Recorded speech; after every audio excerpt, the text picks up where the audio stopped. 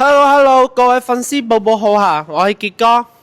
近排咧有好多粉絲寶寶啦私信嚟問我話：傑哥，阿伯係咪 L 咗啊？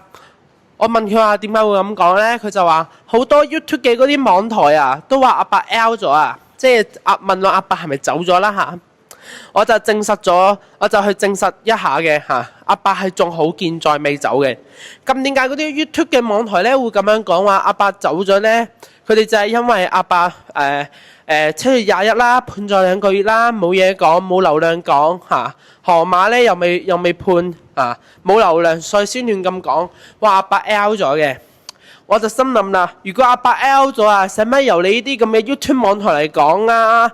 某港01啊，大某區衛視啊，嗰啲即刻報道阿伯 L 咗啦，係咪啊？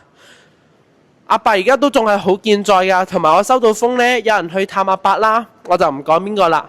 佢去探阿伯呢，就話阿伯嘅情況係好轉咗啲嘅，之前係咩都食唔到，而家起碼都食到粥啊嚇，飯都食到嘅，就食得4-5啖就食唔落㗎啦。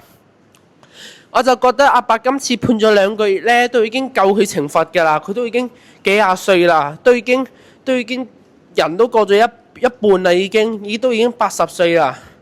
我希望佢長命百歲啦嚇。雖然佢咁樣鬧仔女又衰鹹濕係唔 OK 嘅，佢哋衰係道德上啫，佢又唔至於話衰到咧要佢去死嘅係咪啊？